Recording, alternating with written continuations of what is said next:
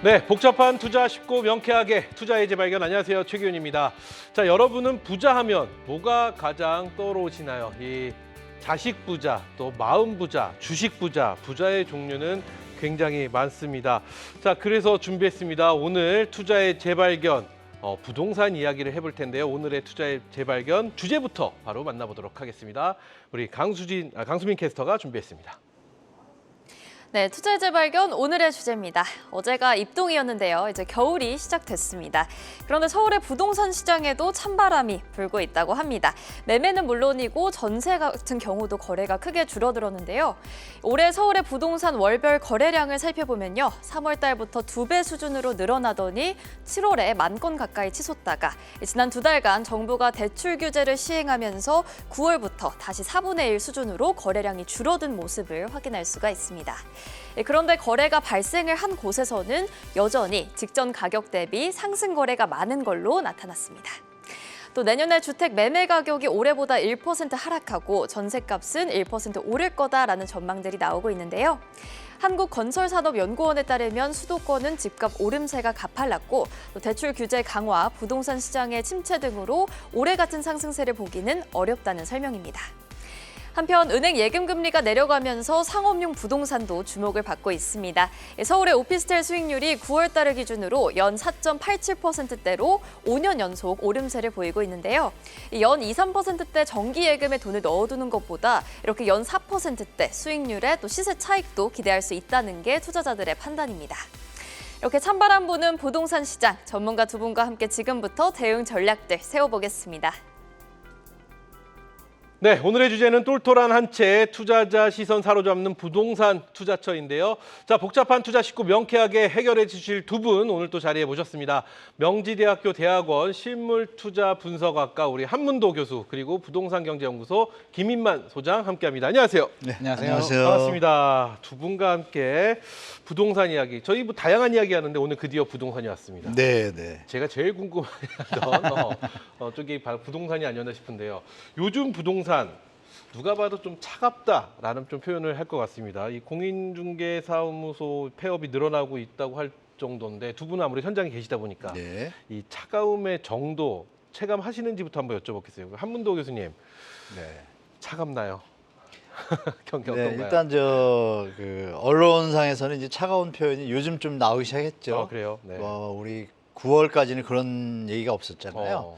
일단 우리가 어떤 신호들이 나오기 시작하면 그게 이제 지표로 나오는 순간까지는 그 안에 시간들이 이제 쌓여가지고 그게 결국 나타나잖아요. 우리가 몸이 아프면 처음에 모르잖아요. 그렇죠, 그렇죠. 완전히 아플 때 나타나잖아요. 그런 것처럼 이 말씀하신 식었다는 시장의 지표들이 거래량, 매물, 또 가격 수준도 예전에 비해서 상승 신고가들이 예전보다 적어졌고, 그래요. 그리고 경매 물건이 또 많이 늘어났어요. 그래요, 맞아요. 그러니까 이런 전체적인 지표들의 어떤 곳곳의 시장의 지표들이 다 같이 한쪽을 가리키고 있어요. 지금 말씀 주신 대로 투자 시기가 약간 지나고 조정기로 들어가구나라는 시장의 어떤 컨센서스도 다 맞춰진 것 같고 결정적으로 정부에서 이제 대출 규제라는 네네. 그 신호를 줬잖아요. 그거에 대해서 우리가 이제 펀더멘탈이 좀 약하다 보니까 좀 과민 반응도 좀 있긴 있습니다. 물론 뭐 많이 올라가기도 했고 그래서 결론적으로 가격이 급등한 피로감하고 수요가 그동안 많이 몰렸었잖아요. 이제 수요 공백기라고 그러죠. 네네. 많이 샀으니까 이제 좀 쉬어야 되잖아요. 그런 시간이 지금 왔다.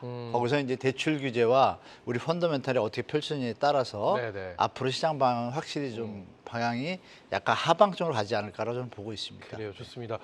일단 말씀을 좀 요약해 보면은 모든 지표가 눈앞에 현실화가 돼서 보여지기 시작하니까 시장에서 즉각적으로 늦었다, 그러니까 식었다라는 반응을 보이고 있다 이렇게 말씀해 주셨는데, 자 우리 김인만 소장께도 질문 드려보도록 하겠습니다. 이렇게 차갑게 식고 있는 이유는 어디에 있다고 보시는지 뭐 같은 의견 한번 들어보겠습니다. 일단 뭐 부동산 시장하고 이제 중개 시장을 같이 볼 수도 있고 좀 다르게 볼 수도 그래요? 있는데 일단 부동산 시장 자체를 본다면 교수님 말씀하신 것처럼 뭐 단기 급등의 피로감에 규제가 나왔고요. 최근에 또 미국 트럼프 대통령 불확실성 증가 때문에 뭐 차갑게 식고 있다는 말이 맞는 것 같고요. 네. 이제 중개 시장으로 본다면 이 시장 중개사들이 힘들어하는 건 사실은 집값이 오르고 내리고의 문제가 아니고요. 거래량하고 관계가 있습니다. 집값이 떨어져도 거래량이 늘어나면 중개사들은 거래로 이제 수익을 얻는 구조이기 때문에 괜찮은데 거래량이 2020년, 2021년과 비교해 보면 올해 7, 8월 정도 반짝 올라가긴 했습니다만 평균을 본다면 굉장히 낮은 구조이고요.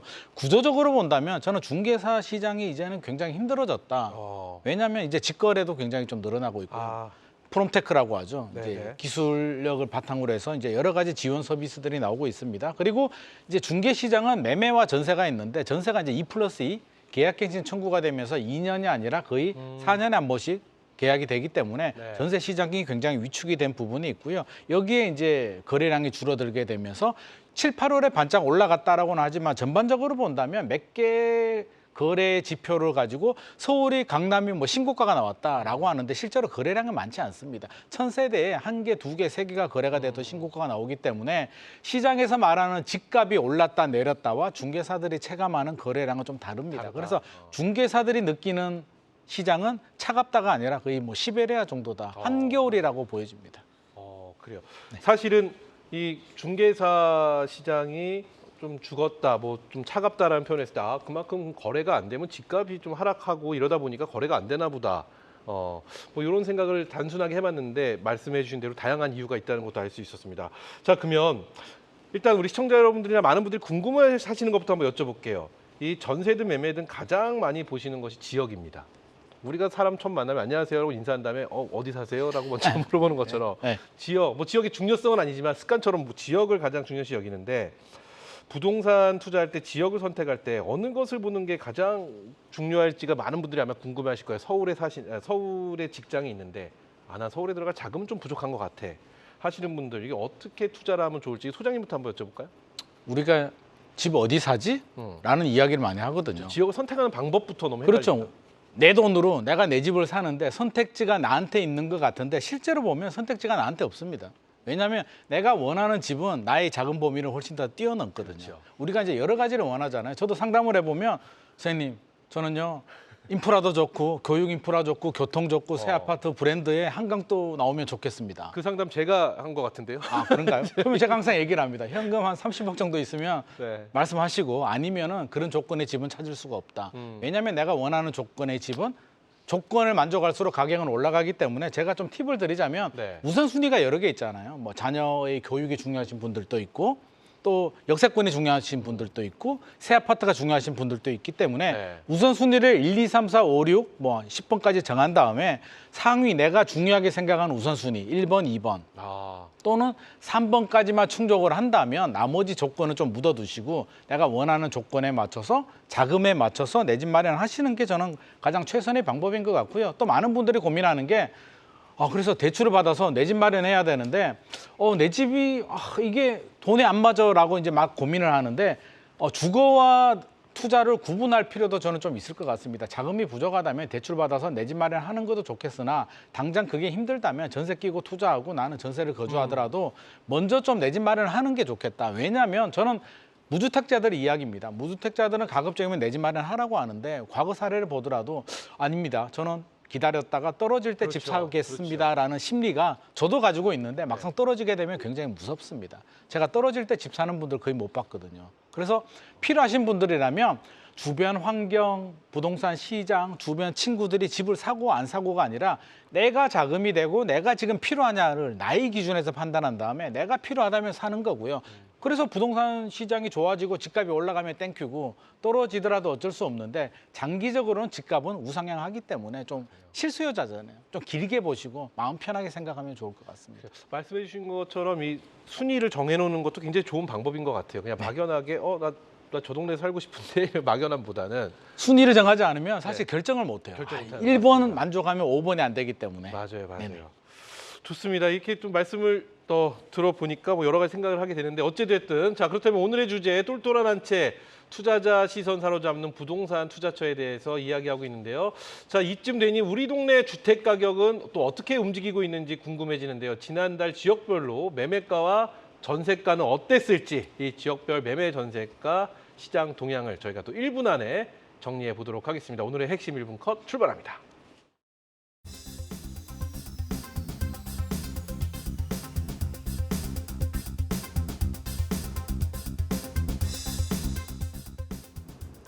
네, 오늘 핵심 1분 컷에서는 이 10월의 주택 가격 동향들 정리해 보겠습니다. 먼저 최근 주택 매매 가격이 어떻게 변하고 있는지 살펴볼 텐데요. 이 수도권의 경우는 주택 가격이 전월 대비 소폭 하락하는 모습을 보이다가 7월부터 플러스 전환을 했습니다. 그리고 지난달에도 0.2% 가까이 올랐고요. 인천을 제외한 광역시의 경우는 계속해서 소폭 하락하는 모습을 보이고 있습니다. 이 수도권 지역을 조금 더 자세히 들여다보자면요. 변동폭이 눈에 띄었던 주요 지역들 살펴보겠습니다. 10월 달을 기준으로 과천시 매매 가격이 전월 대비 1.5% 가까이 오르면서 상승폭이 가장 컸고요. 이어서 성남시 수정구 또 강남구가 1% 가까운 오름세를 보였습니다. 지방 지역도 자세히 살펴보겠습니다. 전북 지역 주택 가격이 전월 대비 0.1% 올랐고요. 나머지 지역들은 변동폭이 더 작았습니다. 전세 가격으로 넘어가 봐서요. 수도권 지역은 4월부터 계속해서 전달 대비 오름세를 보이고 있습니다. 계속해서 0.2에서 0.4%씩 가격이 오르고 있는 모습인데요. 5개 광역시도 8월까지는 전세 가격이 소폭 하락하는 모습을 보이다가 9월부터 상승세로 돌아섰습니다. 이 수도권 지역을 조금 더 자세히 확인을 해보자면 군포와 구리시가 지난달 기준 전월 대비 1% 가까운 오름세를 보이면서 상승폭이 가장 컸고요. 수원 영통구나 성남시 수정구, 일산 서구, 인천 부평구도 0.5에서 0.6% 정도 전세 가격이 오른 모습입니다. 지방 지역도 살펴봐야겠죠. 주택 매매 가격대와 마찬가지로 전북 지역이 전달 대비 0.1% 오르면서 전세 가격이 가장 크게 올랐고 경북 지역은 0.06% 소폭 하락했습니다. 이어서 매수 우위 지수를 확인해 볼 텐데요. 이 매수 우위 지수가 100보다 낮을 경우 매도자가 더 많다라는 뜻입니다. 올해 계속해서 상승세를 보이던 매수 우위 지수가 8월에 고점을 찍은 뒤 지난달에도 하락한 모습이고요.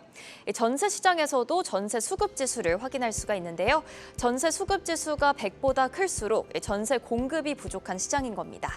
올해 들어서 계속해서 이 전세 수급 지수가 우상향 곡선을 그리고 있는데요. 이미 1월부터 108%대로 100을 넘어선 상황이고 10월에는 134%까지 올랐습니다.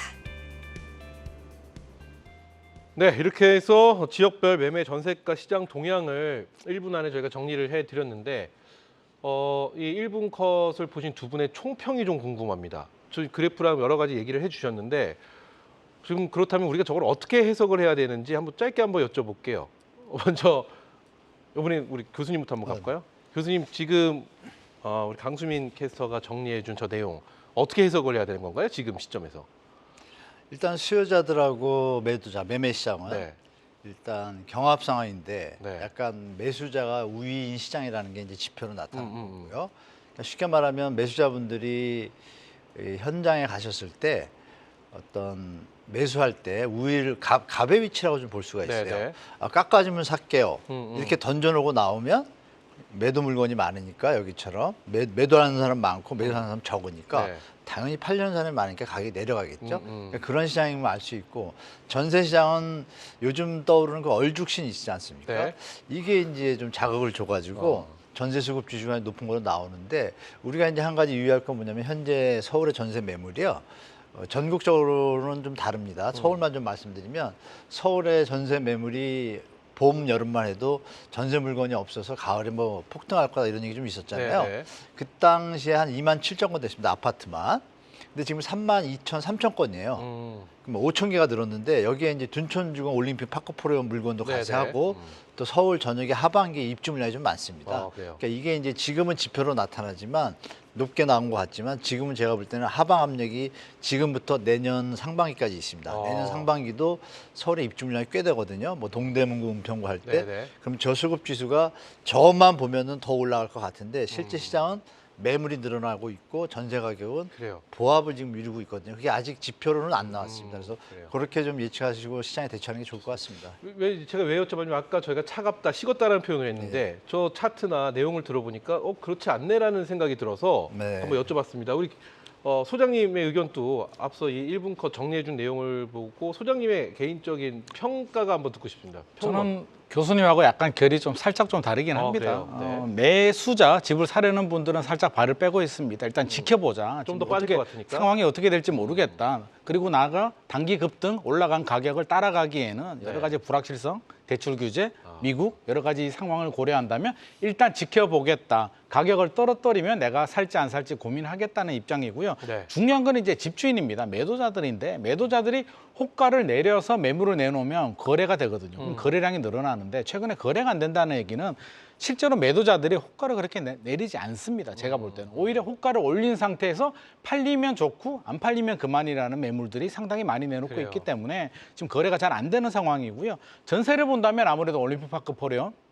물량이 나오는데 물론 얼죽신 말씀하셨는데 올림픽파크 포레온의 전세 가격은 올라갑니다. 하지만 주변 지역에 영향을 주기 때문에 서울의 전반적으로 전세 시장은 약세지만 내년 하반기가 되면 저는 좀 달라질 것 같습니다. 왜냐하면 2026년부터 이제 입주 물량이 급감하기 때문에 2025년 내년 하반기부터는 미리 입주 물량 부족에 대한 우려로 또 전세 시장이 자극을 받을 우려가 있을 것 같습니다. 아, 그래요. 두 분의 의견이 다릅니다. 네. 듣는 저는 그래서 관망을 할 수밖에 없는 또 그런 생각이 드는데 좋습니다. 자, 그럼 이 질문 한번 좀 드려보고 싶어요. 이 부동산이 구축인지 신축인지 이 부분도 굉장히 중요한 관심사 중에 하나잖아요. 특히 재건축 지역은 인기가 굉장히 늘고 있지만 인기가 있는 만큼 수요가 몰립니다. 그렇기 때문에 수요가 몰려서 또 신고가 행진을 하고 있는데 이 재건축 투자 어떤 관점으로 좀 봐야 되는지 투자는 어떻게 보시는지 우리 교수님께 한번 여쭤볼게요. 우리가 재건축 시장이 이제 불이 타오르고 있다는 거를 우리 30, 20, 30, 40 분들은 그동안 뭐 우리 사회생활 하면서 이제 좀 사회 어떤 시스템을 이해하기 시작할 때부터 지금까지 계속 올랐고 재건축은 로또다라는 네, 의식이 그렇죠. 이제 프레임이 잡혀 있는데요. 여기서 요즘 와가지고 이제 재건축 시장이 좀 삐걱대는 소리가 많이 들리잖아요. 그러니까 미리 말씀드릴 게 우리가 1970년, 80년대, 90년 초까지 지은 것들은 90년 전까지 지은 것들은요 용적률이 보통 100에서 150%가 많았습니다. 네, 네. 그리고 우리가 아파트 지을 때 한 250에서 많으면 300 주는데 그러면 150%가 250 되면 거의 2배 가까이 늘잖아요. 그러니까 건축비랑 분양가를 계산할 때 분양가가 건축비보다 높으면 짓고 나면 남는 게 분명히 나오게 되겠죠. 그래서 도리어 재건축을 투자를 하면 현장을 아파트를 새로 받고 청산금이라 해서 돈도 받았어요. 그 시절이 2001년부터 한 2010년, 15년까지입니다. 그리고 중요한 것은 이제 요즘 나오는 것들, 이거는 1990년대부터 지은 것들은 용적률이 대부분 200%대예요. 일기 신도시에서 분당하고 일산은 160%대인데 나머지는 220%대예요. 네. 그분들을 250%를 하려면은 말씀드린 30%밖에 안 되니까 일반 분양분이 작아지니까 수입이 적잖아요. 그러면 돈이 모자르면 당연히 세대주가 돈을 내야 되잖아요. 네. 근데 그 돈이 건축비가 좀 또 올랐어요. 오르다 보니까 예상보다 돈이 많이 들어가는 거예요. 그러면서 현장에서도 지금 삐걱대고 있고 네. 우리 시청자분들한테 드릴 말씀은 2030, 40 분들은 잘 모르시지만 50, 60, 70은 다 이제 아는 거예요. 이미 이거는 수익성이 떨어지는구나. 지금 파는 분들이 많고 그래요. 물론 지역적으로 아주 우수하고 선호하는 지역은 가격이 상승하니까 분양가를 높이면 그게 상세가 되겠지만 네. 그렇지 않은 지역들이지 않습니까? 뭐 지방 수도권 서울에서도 약간 그 A급지가 아닌 다른 네네. 지역들은 분양가가 받쳐주지 않으면 사업성이 없습니다. 아, 그래서 여러분들이 판단하실 때 재건축은 로또라는 그 프레임을 이제 좀 지우시고 지금 200에서 300 그래서 지금 정부에서 아시겠지만 계속 용적률을 올린다 그 얘기가 사업성이 없어서 사업을 못 하니까 용적률을 지금 올려주려고 하는데 이게 용적률을 너무 높이다 보면 도시가 또 망가지거든요. 그렇죠. 그러니까 이런 게 지금 부딪히고 있는 시장이다. 그래서 조금 신중한 태도로 그래요. 시장을 접근하셔야 되고 추가적으로 말씀드리면 현장별로 보실 때는 조합장님이 오래 사신 분인지 좀 체크하시고 그 지역에. 네네 오래 사시지 않은 분들은 뭐 우리가 이 표현은 좀 죄송하지만 주민들을 위한다기보다는 다른 쪽에 생각이 있을 수도 있고 그럴 수 일리 네네 있습니다. 그 와중에 비대가 생긴 데는 조금 정말 조심하셔야 되고 뭔가 문제가 있다는 얘기니까 시간이 오래 걸릴 수가 있어요. 네네. 그리고 이제 세대수하고 용적률에서 용적률은 비슷한데 똑같은 용적률인데 세대수가 100명이면 집이 100개를 나눠 가져야 되잖아요. 네. 200명이면요.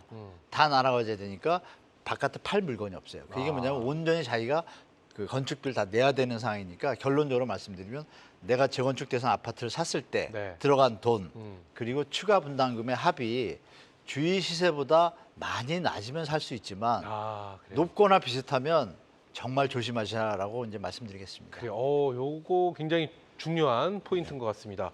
자, 그럼 소장님께는 이 질문 한번 드려볼게요. 금리 인하에 한때 외면을 받던 부분이 하나 있습니다. 바로 오피스텔. 네, 오피스텔이 한때 외면을 받았는데 금리 인하, 요즘 시기엔 또 오피스텔이 굉장히 뜨고 있는 그런 추세인 것 같습니다. 이게 오피스텔이 요즘에서 이렇게 관심을 받는 이유가 어디서 나오는 건지 굉장히 궁금합니다. 지금 부동산 경기가 제 개인적인 생각엔 경기가 안 좋으니까 그래 부동산 차라리 그걸로 임대 수익을 좀 바라면서 오피스텔이나 상가 쪽으로 가는 게 현명하지 않나? 이런 생각을 좀 하시는 건지 오피스텔이 뜨거운 이유에 대해서 어떻게 보시나요? 일단 우리가 말하는 오피스텔은 두 종류가 있습니다. 네. 임대 수익을 얻는 수익형 부동산이 있고요. 네. 최근에 이제 많이 공급한 아파텔이라고 하죠. 주거 면적, 전용 면적 59, 84로 아파트처럼 나오는 오피스텔이 있는데 일단 최근에 예금 금리가 좀 내려갔습니다. 한 2년 전보다 예금 금리가 많이 내려왔기 때문에 자금력이 있는 여유 자금이 있는 분들이라면 예금 금리가 높을 때에는 그냥 은행에 넣어두고 관망을 할 수가 있는데 예금 금리가 떨어지게 되면 이제 다른 대체 투자처를 찾게 됩니다. 네. 근데 아파트를 투자하기에는 좀 많이 올랐는 것 같고 어디 투자하지 찾았을 때 아파트 대체자가 오피스텔이거든요. 그래서 최근에 주거용 오피스텔 같은 경우는 마이너스 프리미엄 나오는 곳들이 또 많이 있습니다. 그런 쪽에 좀 관심을 두고 있고 그럼 수익형 부동산 우리 이제 전용 면적 59나 84가 아니라 소형 네네. 수익형 부동산 같은 경우는 이제 수익률로 따지게 되는데 수익률은 대출 이자하고 좀 관계가 되거든요. 그래서 통상적으로 임대 수익률이 대출 이자보다 1%에서 2%포인트 정도 높다면 투자 가치가 높은데 최근에 또 대출 금리는 또 빨리 안 떨어져요. 정부가 네네. 또 여러 가지 규제들을 하고 있고 은행들도 가상 금리를 올리기 때문에 임대 수익형 부동산 시장은 물건에 따라서 좀 개별성이 강하다. 그래서 내년에 기준금리가 내려가게 되고 대출금리도 내려간다면 수익형 부동산의 오피스텔 시장은 좀 더 곽강을 받을 수는 있는데 지금 여러 가지 상황이 아직은 대출금리가 안 내려간 상황이기 때문에 주거용 오피스텔에는 좀 마이너스 프리미엄 나오는 곳들에 관심을 가지고 있습니다만 수익형 부동산은 아직은 좀 관망하는 분위기입니다. 그래요. 이거 제가 이거 추원 드려도 될까요? 좋습니다. 그 오피스텔이 요즘 왜 관광을 받냐면 젊은 분들이 좀 많이 오시는 것 같은데요. 네네. 이 아파트 예를 들어 역삼동, 강남의 역삼동이다. 네. 또 강남의 삼성동이다 하면 옆에 아파트들이 좀 비싸지 않습니까? 그 평당가들이 그 아파트 소형 아파트도 있잖아요. 다 15억 뭐 이렇게 가는데 작은 것들도 그게 평당 가격으로 따지면 실거주용으로 따지면 한 평당 5천에서 1억 사이입니다. 네. 그런데 오피스텔은 평당 가격으로 따지면 지금 강남임에도 불구하고 다 한 2천 뭐 새로 분양하는 것들은 뭐 비싸지만 네네. 구축 오피스텔, 네네네. 오피스텔들이 평단가가 낮습니다. 그러면 가성비를 원하는 어떤 실거주용의 어떤 그런 분들과 또 투자를 원하는 분들 입장에서는 앞으로의 상승 가치가 있다고도 보고 있고 그래요. 또 실거주용으로도 수요가 좀 이전하는 효과가 있어서 좀 오피스텔이 요즘 각광받는 것 같습니다. 그래요. 뭐 두 분의 말씀을 들으니까 이해가 쏙쏙 됩니다. 뭐 하나씩 왜 그랬지? 왜 이게 뜨겁지? 하는 것들이 이해가 되는데 또 하나 요즘 뜨거운 것이 있습니다. 경매입니다. 지금 재건축과 오피스텔 얘기를 해주셨는데 경매 얘기를 좀 해볼 텐데 이 경매 좀 복잡해 보이는 부동산 경매가 지금 최근 늘고 있다는 얘기가 있는데 부동산 경매에 대해서 또 우리 강수민 캐스터가 정리를 해줬습니다. 네, 수도권 아파트 경매 물건 추이부터 좀 확인을 해볼 텐데요. 올해 7, 8월에는 1,300건 정도였다가 9월 달에 1,100건대로 줄었고요. 그런데 지난달 경매 시장에 나온 수도권 아파트가 1,600건이 넘어서면서 전달 대비 40% 가까이 늘었습니다. 올해 들어서 가장 많은 물량인데요. 주택시장에 대한 불확실성 그리고 매수 심리 악화가 겹쳐서 경매 물량이 급격하게 늘어난 걸로 풀이가 되고 있습니다.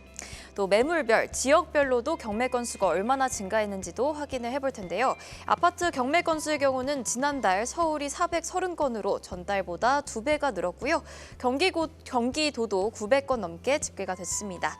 비아파트도 살펴볼 텐데요. 연립 다세대 주택이 1,400건이 넘어서면서 전달 대비 67%가 늘었고요. 수익형 부동산 중 하나인 오피스텔도 300건 넘게, 상가도 45건에서 127건이 넘어서면서 모두 큰 폭으로 늘어난 모습입니다. 네, 이렇게 해서 경매에 관련돼서 정리를 해줬는데 이것 또한 두 분의 의견이 좀 궁금해집니다. 네. 이 경매 물건이 확 늘었습니다. 네. 상식적으로 일반인의 시각으로 경매 물건이 늘었다?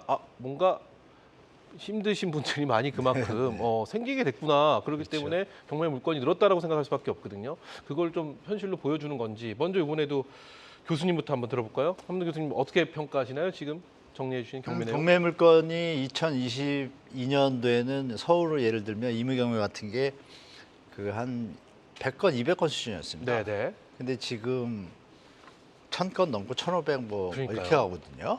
거의 뭐 10배 수준이에요. 호황기에 비해서. 그러면 23년, 24년 상반기들은 다 시장이 좋았잖아요. 아파트 시장이. 네.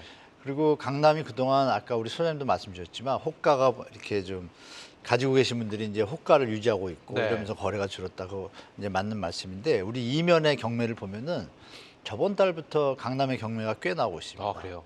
네. 경기가 되게 좋을 때는 강남의 경매가 사라지고요.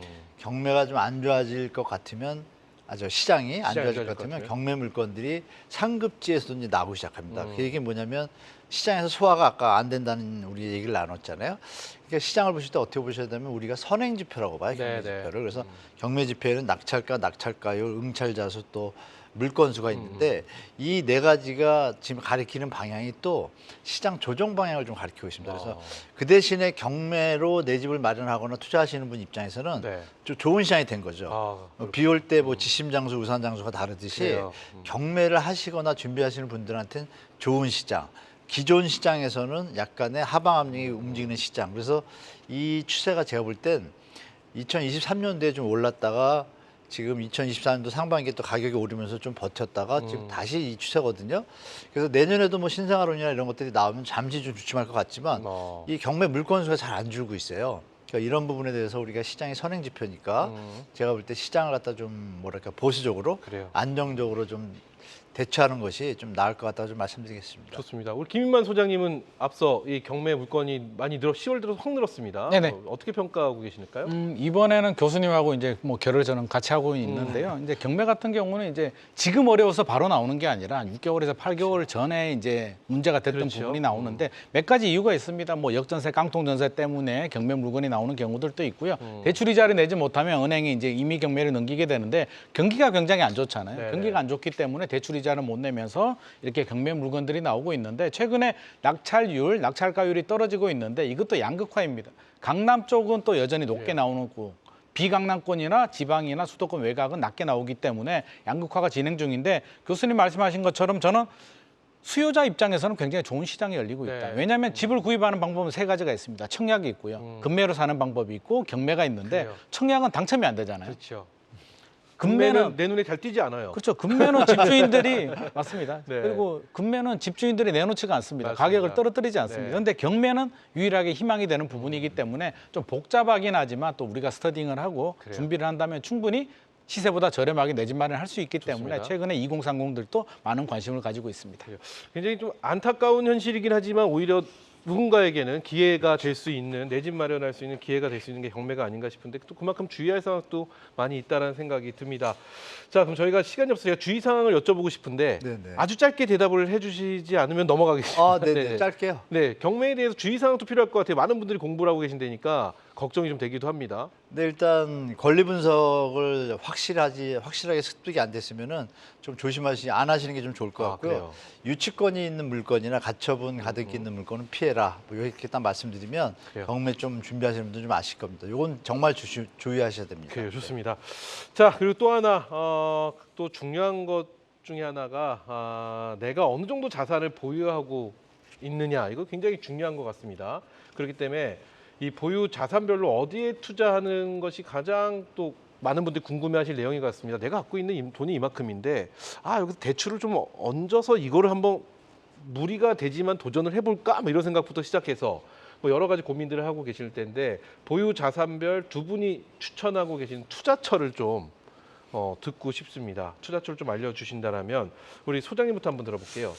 이 내 자산이 얼마큼일 때 어디에 투자하는 것이 가장 현명하다고 보시는지 소장님의 어떤 시선으로 한번 보겠습니다. 한 1억 원에서 2억 원 정도 내가 여유 자금을 가지고 있다라고 하시는 분들이라면 자금이 많지 않습니다. 그래서 네네. 저는 서울은 현실적으로 좀 어려울 것 같고요. 수도권 구축 소형 아파트 위주로 좀 알아보시는 게 좋을 것 같고 전세 끼고 사셔도 되고요. 정책 자금 대출 받을 수 있는 분들은 LTV가 높게 나오기 때문에 또 내 집 마련하셔도 좋습니다. 그래서 수도권 외곽에는 여전히 고점 대비 회복되지 못한 소형 아파트들이 많이 남아 있다. 관심 가져도 좋을 것 같고요. 네. 종잣돈이 필요하신 분들이라면 또 부동산만 올인할 수는 없으니까 다양한 금융 자산들이 있잖아요. 안정성이 확보된 금융 자산에도 관심을 가져서 종잣돈을 더 키울 필요도 있을 것 같습니다. 네. 그러면 2억에서 5억 정도 네. 어느 정도의 자금력이 되시는 분들이다라고 한다면 서울 외곽 지역들, 뭐 노원구 상계동이라든지 금강구라고 하죠. 네, 금천구 관악구의 아파트들 눈여겨 보시는 게 좋을 것 같고요. 뭐 청약도 눈여겨 보면 좋은데 일단 매매 위주로만 제가 좀 말씀을 드리겠습니다. 매매 위주로. 그렇죠. 네. 경매는 또 뭐 별도의 문제고요. 네. 그럼 자금력이 5억 원 이상이 된다 또는 10억 원 이상이 된다라고 하시는 분들이라면 과감하게 서울 안으로 들어오는데 5억 원에서 10억 원 사이라면 강남은 현실적으로 좀 어렵기 그렇죠. 때문에 마포나 성동구나 그 송파구 쪽에 핵심 아파트가 아닌 아파트 위주로 좀 알아보시는 게 좋을 것 같고 10억 원 이상이 된다면 좀 관심 있게 뭐 강남권 또는 송파구나 마포, 성동구에서도 좀 괜찮은 아파트들 위주로 좀 알아보시는 게 좋을 것 같습니다. 좋습니다. 자, 그럼 한 분 더 교수님께서는 좀 아래 나와 있긴 했는데 설명이 좀 필요할 것 같습니다. 예, 그림에 나온 것처럼 네. 1억에서 2억이면 사실 직장인들이 모으려면 4, 5년 모아야 됩니다. 음. 작은 돈은 아닙니다, 1억이면. 그렇죠. 무슨 뭐 20억, 30억 하니까 자꾸 이상하게 들리는데 1억은 되게 소중한 우리 자산이죠.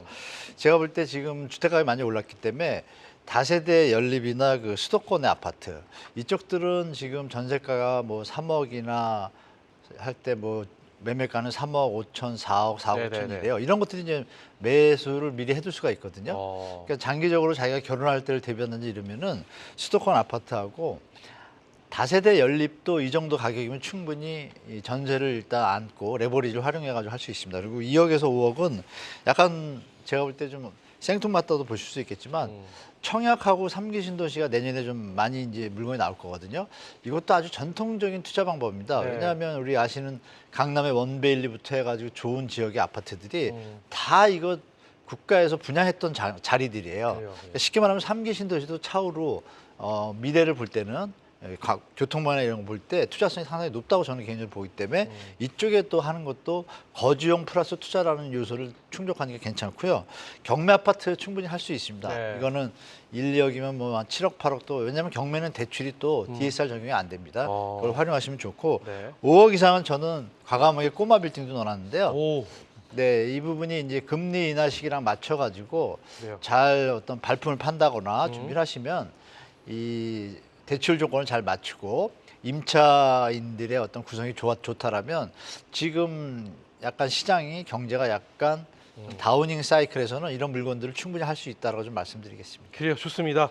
아, 저희가 질문을 굉장히 많이 준비를 했거든요. 근데 시간이 네네. 넉넉지가 않아서 네. 결론을 좀 들어봐야 될 것 같습니다. 복잡한 투자 쉽고 명쾌하게 투자의 재발견 오늘의 주제 똘똘한 한 채 투자자 시선을 사로잡는 부동산 투자처에 대해서 이야기 나눠봤는데요. 오늘의 결론, 이 똘똘한 한 채를 구입하는 나만의 팁 뭐 이런 걸로 한번 결론을 들어봤으면 어떨까 싶습니다. 우리 소장님부터 한번 들어볼까요? 우리 시장님이 생각하는 나만의 투자 팁 뭐가 있을까요? 일단 무주택자 위주로 좀 말씀드리겠습니다. 네네. 다주택자들이야 이제 전략을 짜고 뭐 떨어지면 사면 됩니다만 무주택자들은 사실 많은 분들이 기다리고 있는데요. 저는 기다려서 집은 못 산다고 생각합니다. 떨어질 때는 무주택자들 같은 경우는 이제 자금력이 없는 무주택이 있고 자금력이 있는 무주택이 있는데 일단 굉장히 위험 회피 성향이 강하기 때문에 무조건 기다리는 게 정답은 아닌 것 같습니다. 우리가 완벽한 타이밍은 현실적으로 잡기는 어렵거든요. 그래서 내가 필요한지 남을 쳐다보지 말고요. 내가 자금이 되고 내가 필요한지를 우선 생각을 하는 게 좋을 것 같고 내 집 마련했다면 저는 파는 것도 굉장히 중요하다고 생각합니다. 버티는 게 굉장히 중요하기 때문에 일단 우리 로키 영화 보면 15라운드까지 버티는 게 중요하거든요. 그래서 저는 좀 버티는 전략도 필요하다. 버티려면 리스크 관리가 돼야 됩니다. 절대 무리한 대출을 받았으면 어떤 여러 가지 변수들에 의해서 버티지 못하는 상황이 발생하기 그래요. 때문에 충분한 리스크 관리가 된다면 내 작은 범위 내에서 가급적이면 내 집 마련하는 게 좋을 것 같습니다. 그래요. 타이밍 언제 올지 모른다 뭐 이런 말씀이신 거잖아요. 네네. 네, 실수요자라면 네, 그래요. 좋습니다. 자, 우리 한문도 교수의 팁도 궁금해집니다. 투자 팁 뭐가 있을까요? 네, 일단 정부에서 3기 신도시 공급 확대, 그린벨트 확대 이런 것도 했기 때문에 그걸 1번으로 두시고요. 그걸 기다리시는 방법도 좋고 두 번째는 이제 트럼프가 대선에서 당선이 됐기 때문에 경제 어떤 변동성이 좀 많습니다. 이 부분에 대해서 약간 그림을 갖다가 픽처를 생각해 보시면 시장이 어떻게 될지가 좀 예측이 되거든요. 그 정부가 거시건전성 강화 대책을 발표했어요. 그러면 대출 규제가 약간 진행될 거거든요. 그래요. 그러면 시장이 공급 물량이 늘어나는 어떤 신호와 이런 것들 합쳐올 때 현재 주택 가격이 많이 오른 곳들은 조심하셔야 되고 그동안에 수도권과 서울 약간의 B급, C급지들은 네네. 조정을 좀 받은 데들이 꽤 있습니다. 발품 파시면 충분히 제가 볼 땐 조정의 폭이 앞으로 되더라도 제한적이기 때문에 그런 것들은 지금 이제 LTV 이런 대출에 대해서 정부에서 또 완화를 해주니까 생애 그래요. 최초 이런 걸 두 가지를 다 생각하시면서 경제 상황과 자기 상황과 시장 상황을 세 가지 포인트를 좀 적절하게 좀 체크하시고 분석하시면 제가 볼 땐 좋은 투자나 자기 집 마련, 내 집 마련 또 이런 것들이 함께 이룰 수 있다고 좀 말씀드리겠습니다. 그래요, 좋습니다. 그래서 결론까지 저희가 들어봤습니다. 자, 복잡한 투자 쉽고 명쾌하게 투자의 재발견 함께하고 계시는데요. 저희 또 계속해서 시청자분들 궁금해하시는 사항을 만나보는 시간인데 시간 관계상 수민 캐스터가 준비한 내용 하나만 한번 보도록 하겠습니다. 네. 제가 정말 궁금해한 내용이었어요. 네, 첫 번째 질문인데요. 이 사회 초년생인데 어떤 부동산 투자부터 하는 게 좋을지 시작해야 될지 궁금하다라는 질문입니다. 소장님께 한번 여쭤보겠습니다. 사회 초년생이라면 기본적으로 종잣돈이 굉장히 좀 부족합니다. 2, 3천 정도라고 그래서 2, 가정을 3천으로 무리하게 투자를 하려면 수도권 외곽 지역에 개발 가능성이 없는 빌라 뭐 이런 거밖에 없기 때문에 저는 그렇게 무리한 투자는 하지 말라고 말씀드리고 싶고요. 가급적이면 청약 위주로 3기 신도시 물량 교수님께서 말씀하셨듯이 좋은 청약 물량 위주로 하시고 종잣돈 최대한 모으시고요. 해외여행 너무 많이 가지 마시고 종잣돈을 부동산을 위해서 모으시는 게 중요합니다. 그리고 네. 이제 스터딩 해야 되잖아요. 그래서 너무 비싼 고가의 교육 받지 마시고요. 요즘 좋은 인강들 잘 나오기 때문에 인강 잘 활용하는 게 좋을 것 같습니다. 그럼 소장님, 사회 초년생이랑 말만 지우겠습니다. 네. 사회생활을 좀 했는데 뭐 하다 보니 내가 갖고 있는 자산이 한 2, 3천밖에 없는 상황도 똑같은 똑같습니다. 의견이신가요? 돈이 없는데 좋은 걸 살 수는 없기 때문에 종잣돈을 만드시고요. 청약은 계약금만 있으면 또 시간을 벌 수가 있기 때문에 가급적이면 청약 위주로 알아보시는 게 좋을 것 같습니다. 이거는 한문도 교수님께도 한번 여쭤봐야 될 것 아, 같습니다. 네. 어떤 저는- 전략이 있을까요, 혹시? 사실 2, 3천 갖고 한다는 자체가 우리가 갭 투자 바람이 불어서 이걸 질문이 나왔지만 네. 우리 뭐 초년생 이분도 아실 거고 일반 분도 다 아실 겁니다. 그래서 다행히 이제 최근에 어떤 상품들이 나오고 있잖아요. 리치라는 상품이 있습니다. 물론 아직 검증은 100% 안 됐는데요. 네네. 아마 3, 4년 내에 이 상품들이 좀 더 투명해질 겁니다. 그래요. 이거는 간접 투자가 가능해요. 주식 그래요. 시장에서 살 수가 있거든요. 간접 투자 상품 활용하시고 또 NPL이라는 상품이 있는데요. 부실채권. 이 부분은 개인은 할 수 없지만 그래요. NPL 업체에 가서 지분 투자를 하는 방식이 있습니다. 그걸 활용하시면 일단 공부도 하시면서 소액을 차근차근히 좀 증식하는 데 좀 도움이 되실 것 같습니다. 그래요, 맞습니다. 지금 말씀드린 이츠 얘기해 주셨는데 이츠가 무엇인지 궁금하신 분들 저희 다시 보기 있습니다. 이츠 이 시간을 통해서 다룬 적이 있으니까요. 이츠도 한번 봐보시는 게 어떻겠느냐라는 말씀까지 들어봤습니다. 자, 여기까지 시청자분들의 궁금증까지 쉽고 명쾌하게 풀어봤는데요. 두 분, 오늘 시간이 예. 왜 이렇게 많이 모자른지 모르겠습니다. 조만간에 아주 빠른 시일 안에 다시 한번 모시도록 하겠고 오늘 도움 말씀 감사드립니다. 그리고 강수민 캐스터도 여기서 인사드리겠습니다. 감사합니다. 네, 감사합니다.